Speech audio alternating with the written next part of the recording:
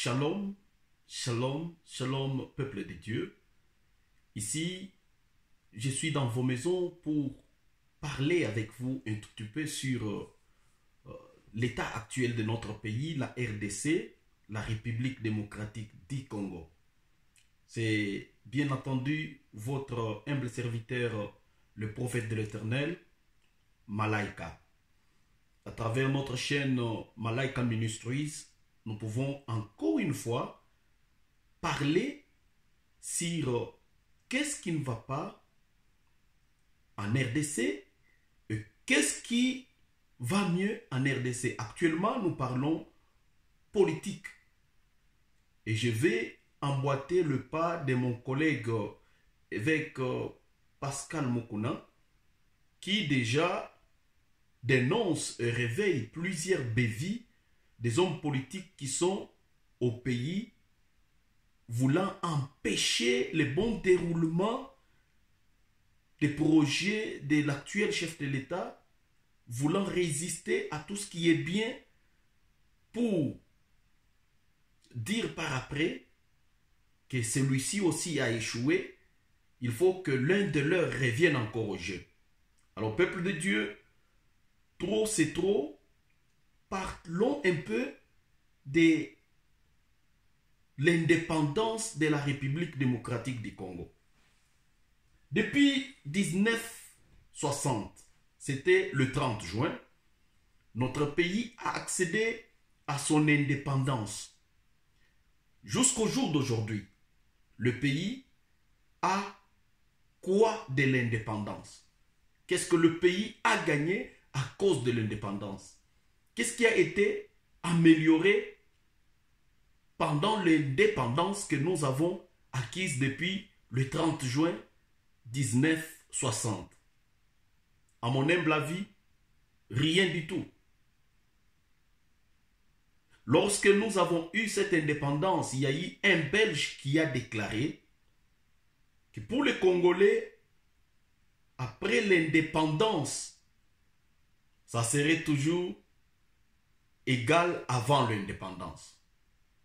Et avant l'indépendance ressemblerait toujours à l'après-indépendance. C'était comme une parole de malédiction prononcée contre tout un peuple, voulant dire tout simplement que les Congolais, nous serons esclaves à vie. Notre esclavagisme ne devrait pas terminer. Ce Belge-là a prononcé. Je crois que plusieurs Congolais peuvent avoir suivi cet homme dire ça dans des films de Lumumba, notre héros, paix à son âme. Ils ont dit des choses incroyables sur la RDC, la République démocratique du Congo. Quand on vous dit après l'indépendance sera égal à l'avant-indépendance, ça signifie tout simplement que vous êtes condamné à être esclave à vie. Et je veux que chaque Congolais chrétien comme moi, qui prie et qui entend cette parole aujourd'hui, puisse se révolter contre l'esprit de l'esclavagisme. Nous sommes nés Congolais, nous grandissons Congolais, et nous ne sommes pas nés esclaves pour grandir esclaves, afin que nos enfants soient esclaves. Alors, ils ont une technique, une formule qui accompagne l'avant-indépendance égale à l'après-indépendance. Et l'après-indépendance égale à l'avant-indépendance, ce qui signifie que vous croyez qu'il y a quelque chose qui a changé, vous vous mentez, vous vous trompez, tout ressemble à votre période de l'esclavagisme, de façon vous avez vécu dans la souffrance, dans des difficultés, dans la pauvreté, dans des tueries. Vous continuerez à vivre toujours comme ça. Une parole de malédiction que nous devons détruire et enlever au nom de Jésus-Christ de Nazareth. Alors, mes bien-aimés dans le Seigneur, notre pays, la RDC, est un pays béni de l'Éternel. Ça, tout le monde le sait. Personne ne va me contredire. La RDC est vraiment bénie par notre Dieu, avec ses ressources minières incontournables, gigantesques, une richesse pas comme d'autres pays, soit en Afrique, même de par le monde. La RDC est géant, potentiellement béni par l'Éternel. Avec une population de plus de 80 millions, sans compter les morts de part et d'autre. Ce pays a la bénédiction de l'Éternel. En termes de richesse, en termes de ses mines, en termes de sa nature incontournable. Mais regardez que c'est le pays qui a aussi un peuple pauvre comme vous n'avez pas l'idée.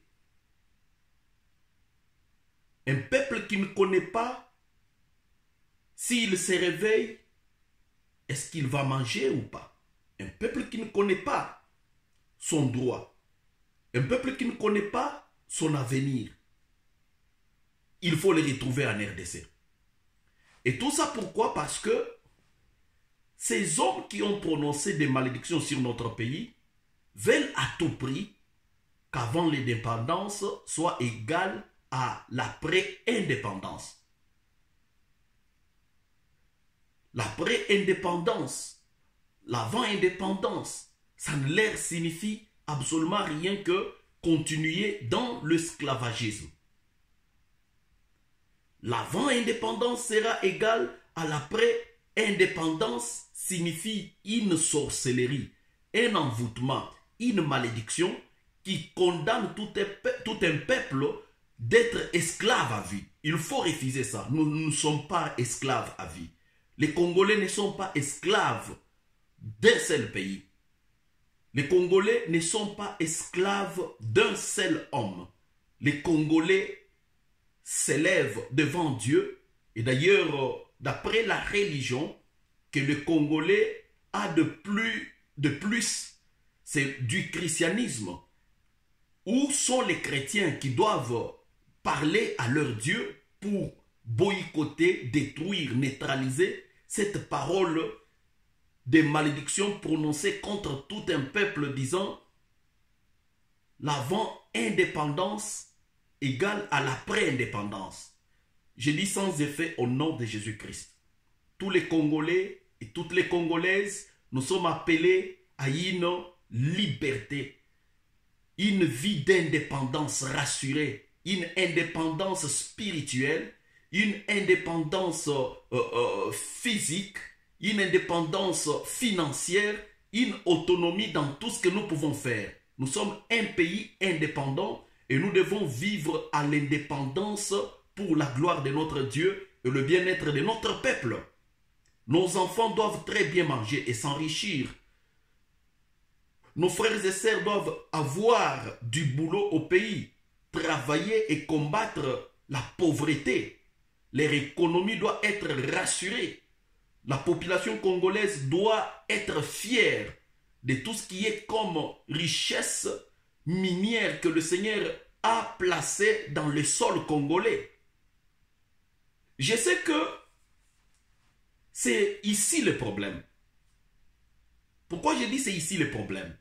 Les richesses que le Seigneur a données aux Congolais les attirent le malheur, les attirent les troubles à travers la jalousie des puissants de ce monde qui, vous avez vu depuis 1960, la division a régné entre le président Joseph Kasavubu et son premier ministre, notre frère Patrice Emery Lumumba. Cette division, ne croyez pas qu'elle venait seulement comme ça parce que celui-ci était Mukongo, celui-ci était Mutetele. C'est alors qu'ils vont se réveiller le matin et commencer à se combattre. Non. La division était toujours dans la parole de malédiction prononcée par ces Belges-là. L'avant-indépendance sera égal à l'après-indépendance. Dans cette parole de malédiction, il y a la division. C'est ça la grande formule. Il fallait diviser le président Kasavubu à son premier ministre Emery Lumumba. Et comment l'air diviser, c'est seulement créer une guerre ethnique, tribale. Et nous allons réussir notre malédiction sur les Congolais. L'avant-indépendance sera égal à l'après-indépendance. Means that la vie que vous avez avant d'accéder à l'indépendance sera la même vie qui va continuer avec vous, même quand vous aurez votre indépendance. Vous faites des problèmes, vous n'êtes pas jugé par des Congolais, vous serez jugé par les étrangers. S'il faut qu'on vous punisse, ce n'est pas les Congolais qui vont vous s'en charger de vous, c'est les étrangers qui vont s'en charger de vous. Si vous voulez étudier pour accéder au plus haut niveau, il faut être enseigné par les étrangers. Et si vous voulez construire votre pays, il faut que les étrangers l'acceptent. Comment vous pouvez crier l'indépendance aussi longtemps que vous n'avez pas la possibilité de jouir cette indépendance? Tout ce que vous pouvez faire vient de l'homme étranger qui vient de quelque part. Je vous interpelle, chers bien-aimés, Congolais et Congolaises, de comprendre que un pays ne peut pas se construire avec la division. C'est la formule de la malédiction. De l'avant-indépendance sera égale à l'après-indépendance. Donc, il n'y a rien qui change. Dans cette parole prononcée par ces Belges-là, il y avait une malédiction cachée derrière. Nous allons diviser ces peuples. Nous allons travailler avec la division. Vous connaissez la formule qui est dans la division. La division d'un peuple rend ces peuples-là faibles. Et tout homme politique sait qu'il faut diviser pour régner, c'est-à-dire au profit de son intérêt. Il peut diviser même sa propre maison, même ses propres enfants. Et s'il est capable de diviser même sa propre maison, ses propres enfants, sa propre famille, à combien plus forte raison il hésiterait de diviser tout un peuple pour son intérêt. C'est pourquoi, réveillez-vous, Congolais. Réveillez-vous, peuple de Dieu. Réveillez-vous, Congolais. Nous avons un sens d'un amour du prochain que personne ne nous a enseigné. Cet amour circule dans nos sangs. Congolais, vous avez l'amour de Dieu. Ça circule dans le sang. Vous avez la pitié, la considération, la miséricorde du prochain. Vous pouvez sentir ça. Un Congolais pardonne facilement. Un Congolais n'a pas un cœur dur pour pardonner son frère lorsqu'il lui a fait quelque chose et qu'il revienne vers lui pour demander pardon. Mais il y a quelque chose de ça ne va pas.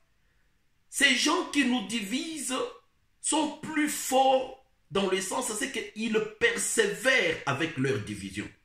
Ils ont divisé depuis le temps de président Joseph Kabila, Joseph Kasavubu, je vais dire, au premier ministre Lumumba.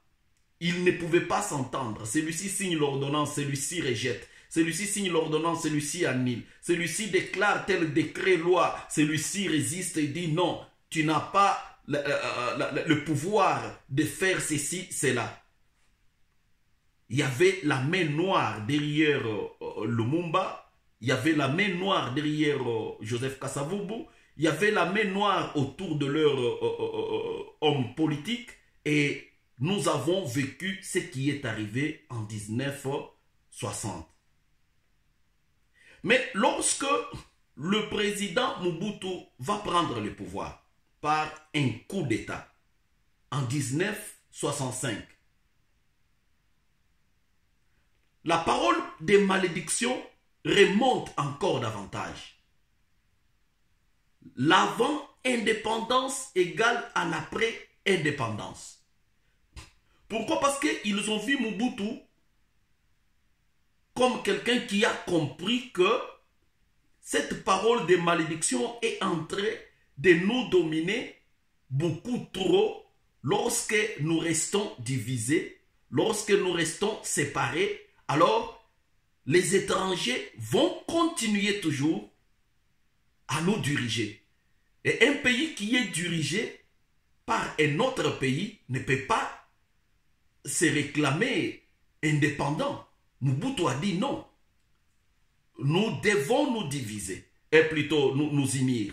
Nous devons nous unir, nous devons nous serrer main, nous devons être un seul homme. Il a fait tout son possible pour initier